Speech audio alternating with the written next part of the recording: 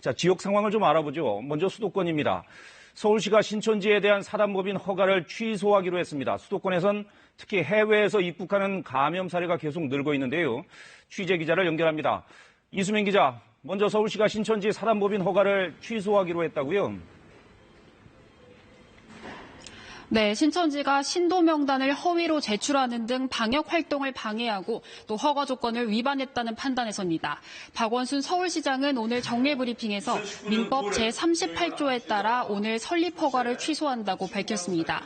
이어 설립 허가 취소와 관련해 청문을 통지했지만 불참했고 일체의 소명 자료도 제출하지 않았다며 이에 취소에 필요한 모든 절차를 마쳤다고 말했습니다.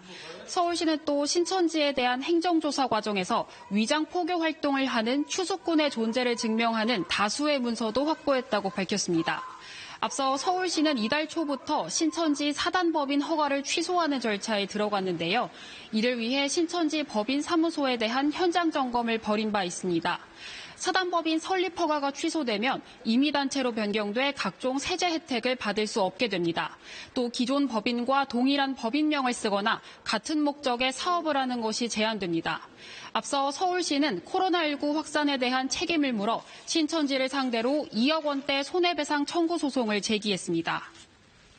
네, 수도권 확진자 현황 정리해 볼까요?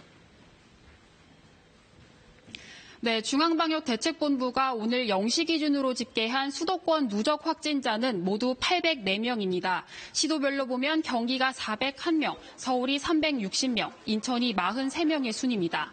특히 서울은 해외 유입 확진자가 대부분인데요. 신규 확진자 14명 가운데 12명이 해외 입국자입니다. 미국이 7명, 영국 등 유럽이 2명 등입니다. 서울 강남구에서는 어제 미국 유학생 4명이 연이어 코로나19 확진 판정을 받았습니다.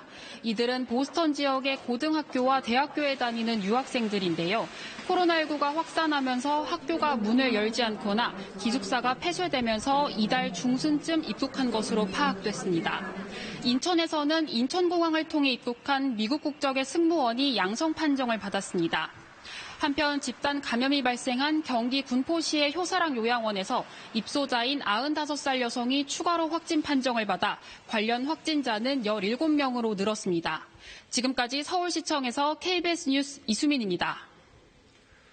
네, 이수민 기자의 보도를 정리해 보면 서울의 경우 해외 유입 확진자가 대부분이라고 합니다. 신규 확진자가 14명이라고 하는데 정부 공식 집계에서는 13명인데 서울의 자체 집계로는 14명입니다. 14명 가운데 12명이 해외 입국자로 확인이 되고 있습니다.